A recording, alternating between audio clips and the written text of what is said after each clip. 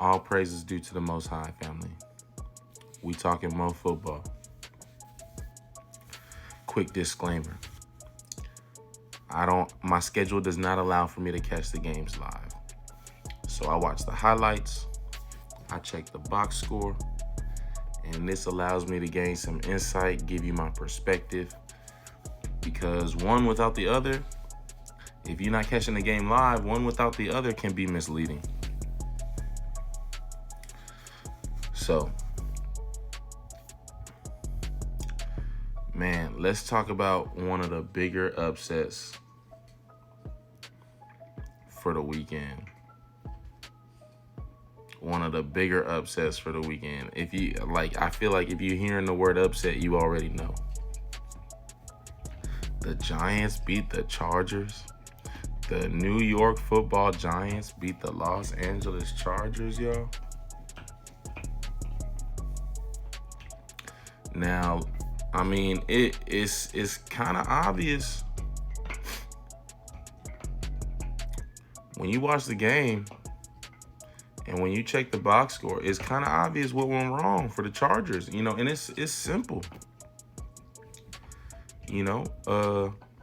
It's clear as day, to be honest with you. And y'all gotta understand that I was a running back when I played football. So obviously my perspective is biased, towards the running back. And, in the Patrick Mahomes era, running backs, from my view, have kind of made a resurgence in importance to the team. During the Tom Brady, the Peyton Manning, the Aaron Rodgers, the Drew Brees era, this was a very pass-heavy era, and we haven't totally gotten away from that. It's still quarterbacks putting up 40-some pass attempts in some games. But teams have understood, and running backs are still not a top dollar position, but there has been a resurgence in the importance of the running game. Because this is one of the strongest tools to keeping the opposing quarterback off the field. When you're dealing with a Josh Allen, when you're dealing with a Patrick Mahomes, when you're dealing with a Lamar Jackson, you need your running back to show up, to sustain drives, to possess the ball, to run the clock. Okay. Man, the Chargers had no business losing to the Giants. No business. You look at this box score, it's completely lopsided. It's one-sided towards the Chargers. But here's where you mess all that, in terms of offense, and I mean, in terms of the yards, the production. You look at that and you're like, man, how was this even a competitive game, to be honest? But here's where you mess up at if you're the Chargers. First of all, it stand out. You don't even need to check the box score. If you watch the highlights, you see 2 interceptions, 2 big turnovers, 2 massive turnovers.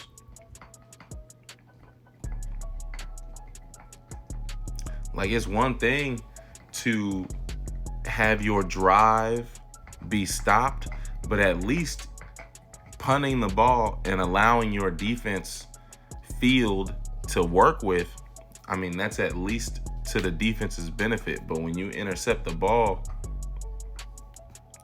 when you throw an interception, you don't get that. Or even if you don't punt, maybe you can get 3 points and a field goal. But when you throw an interception, you lose both of those opportunities.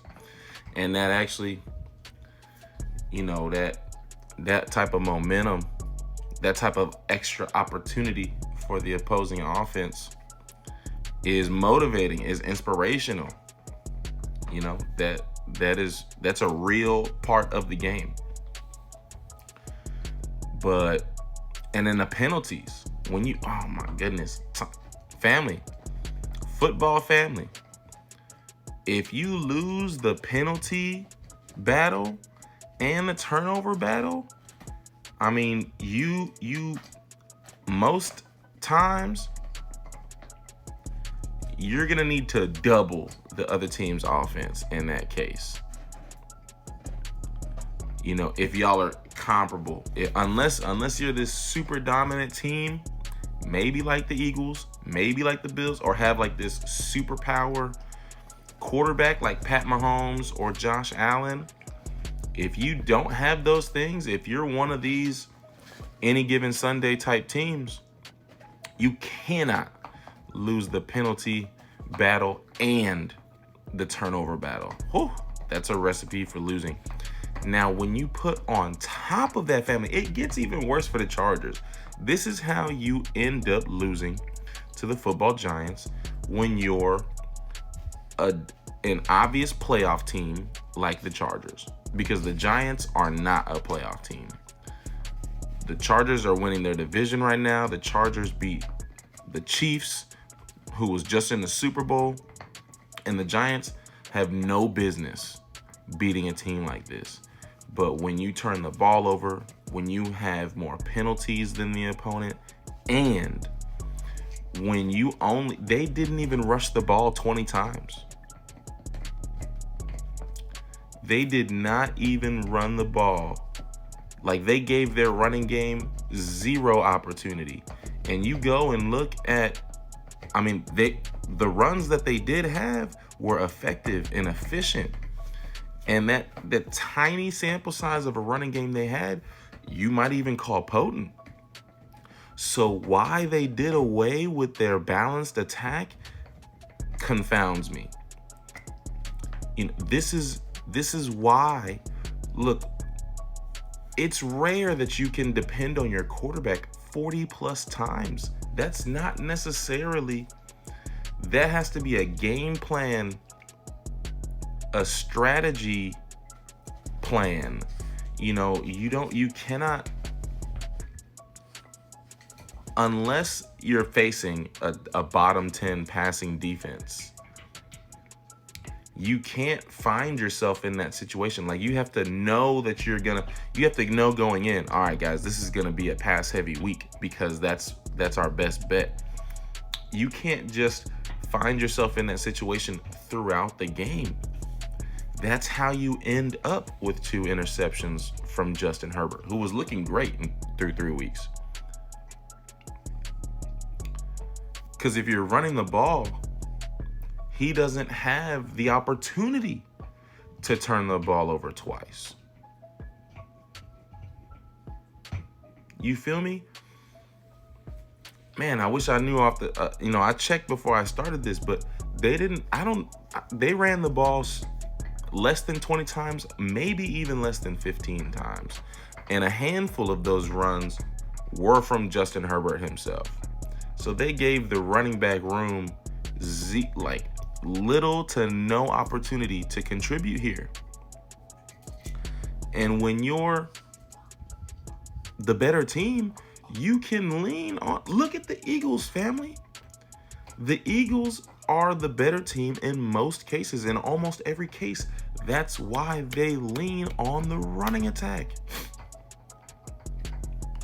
That's why they're so safe with the ball. Now, the Eagles' issue is still penalties, but turnovers, penalties, no rushing attack.